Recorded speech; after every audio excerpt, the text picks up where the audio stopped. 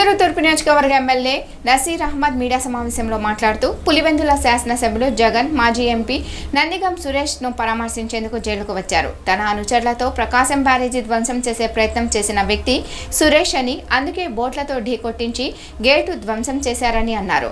నందిగం సురేష్ అతని అనుచరులు తెలుగుదేశం పార్టీ ఆఫీస్పై దాడి చేశారు. ఈ నేపథ్యంలోనే సాక్ష్యాధారాలతో సహా నందిగం సురేష్ను జైలుకు పంపడం జరిగిందని అన్నారు.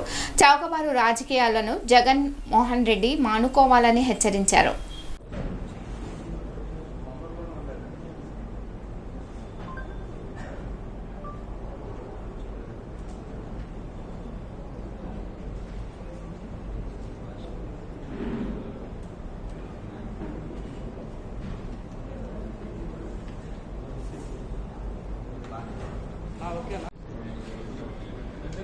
సురేష్ ఈరోజు చూడటానికి జగన్మోహన్ రెడ్డి గారు వచ్చారు.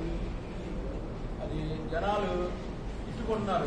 ముఖ్యంగా ఎస్సీ నాయకులు కానీ ఎస్సీ సోదరులు కానీ తిట్టుకుంటున్నారు. దేనికంటే ఆయన రాజధానిలో చేసిన దళితుల మీద చేసిన అరాచకాలు అంతా ఇంత కాదు. దళితులు అరటి తోటలు తగలబెట్టి ఆయన ఎంపీ సీటు తెచ్చుకున్నాడు. దానికి ఇప్పుడు ఆయన చేసిన తప్పులు మామూలు తప్పులు కాదు. రాజధాని ఏరియాలో ఏ దళితుడిని పలకరించినా సరే నందిగం సురేష్ చేసిన తప్పులు బయటపడతాయి. ఈ బయటకు వచ్చి మాట్లాడుతుంటే వాళ్ళ మీద కేసులు పెట్టించి వాళ్ళని కొట్టడం జరిగింది కాబట్టి అప్పుడు వాళ్ళు భయపడ్డారు. ఇప్పుడు అతను చేసిన పనులు ఒకటి బయటపడుతున్నాయి. దానివల్ల అతన్ని తీసుకొచ్చి జైల్లో వేశారు. అతన్ని చూడటానికి క్రిమినల్ కాబట్టి క్రిమినలే వచ్చి అతను పలకరిస్తున్నాడు. అతను చేసింది చాలా ఘోరం. అరటి తోటలు తగలబెట్టి పరిగెత్తారు. అరటి తోటలు ఏంది ఇళ్లలో చూసి దళితులకి భూములు ఇచ్చారంటే వీరు దళితుల అని దళితుల మీద ఎస్సీ ఎస్టీ కేసు పెట్టి అతను సపోర్టుగా చేశాడు. అది ఎంతో దళితులు ఎవరు కూడా క్షమించరు ఇతన్ని. ఇంకా చాలా కేసులు ఉన్నాయి నందిగం సురేష్ మీద. ఒక్కొక్కటి తొవ్వేకొంది వస్తూ ఉంటాయి. ఎవరిని వదిలిపెట్టదు చంద్రబాబు నాయుడు గారు. కంపల్సరీగా జగన్మోహన్ రెడ్డి ఈ చూడటానికి రాకూడదు. ఎందుకంటే అతను చేసిన పనికి నందిగం సురేష్ చేసిన పనికి జగన్మోహన్ రెడ్డి రాకూడదు. జగన్మోహన్ రెడ్డి చెప్పిన పనులు మొత్తం చేశాడు కనుకనే అతనికి ఎంపీ సీట్ ఇచ్చాడు. అందువల్ల ఇతను వచ్చి నేను చేసిన పనులు అతను చేశాడు కాబట్టి నేను వచ్చి అలా ఆయన జైల్లో ఉన్నాడు చూడటానికి వచ్చాడు.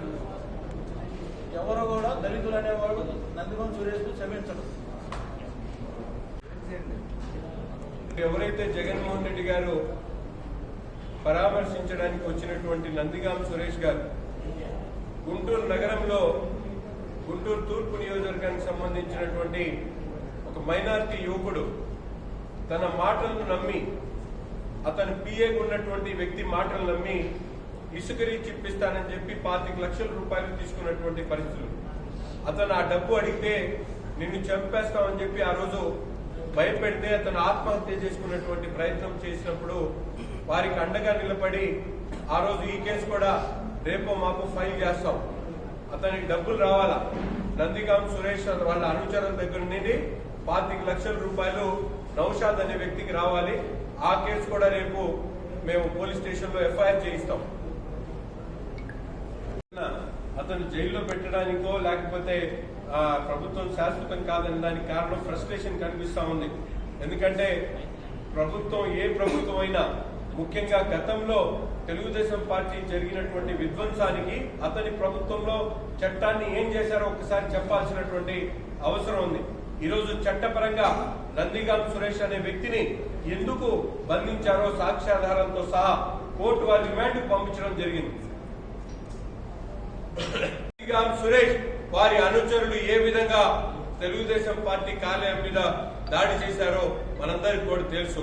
అరాచకాలు చేస్తూ చేతకాని తనంతో ప్రజలను భయభ్రాంతులు కూడా చేస్తూ అనేక ఘోరాలు చేసినటువంటి పరిస్థితులు.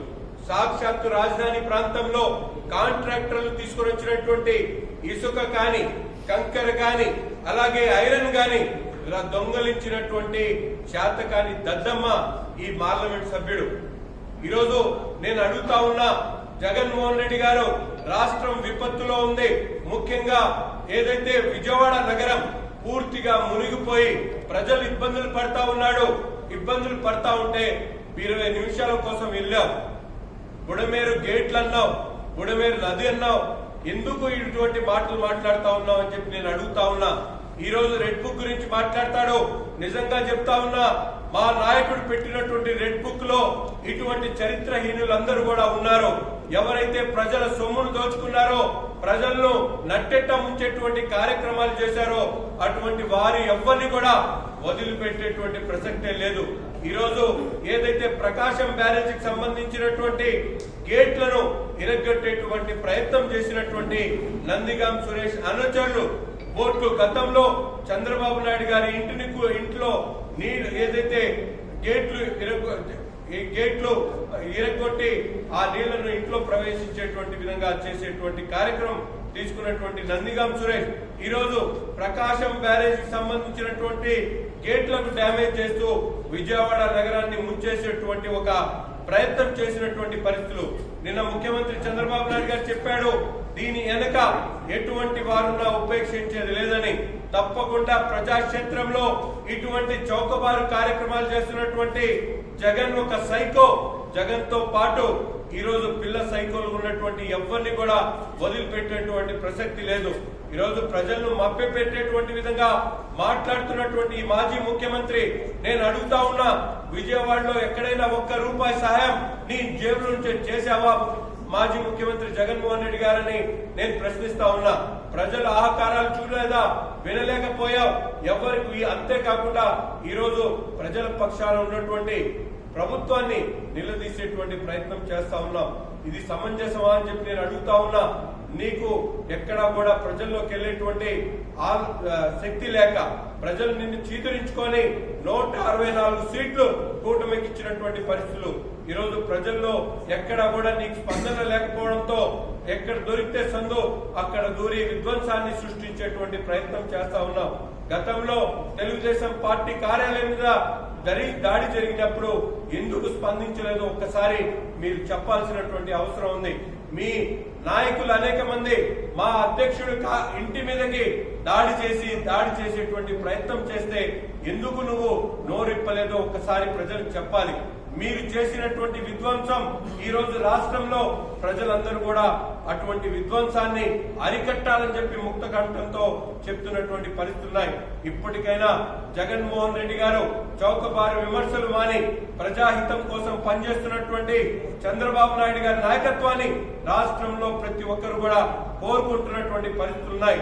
నీలాంటి ముఖ్యంగా మీ అనుయాయులకు ఉన్నటువంటి చిల్లర దొంగలందరినీ కూడా తప్పకుండా శిక్షించే రోజు దగ్గరలో ఉంది. న్యాయ పోరాటం చేస్తాం. ఎటువంటి చౌకబారు కార్యక్రమాలు చేసినటువంటి ప్రతి ఒక్కరిని కూడా అరికట్టేటువంటి కార్యక్రమాన్ని ప్రభుత్వం చేస్తుందని చెప్పి కూడా ఈ సందర్భంగా తెలియజేస్తా ఉన్నాం. ఈరోజు పులివెందుల శాసనసభ్యుడు వైఎస్ఆర్సీపీ పార్టీ అధ్యక్షుడు జగన్మోహన్ రెడ్డి గారు మాజీ పార్లమెంట్ సభ్యుడు నందిగాం సురేష్ గారి అరెస్ట్ చేశారని చెప్పి ఆయన పరామర్శించడానికి గుంటూరు వచ్చినటువంటి పరిస్థితి. ముఖ్యంగా జగన్మోహన్ రెడ్డి గారు ఈరోజు తన పర్యటన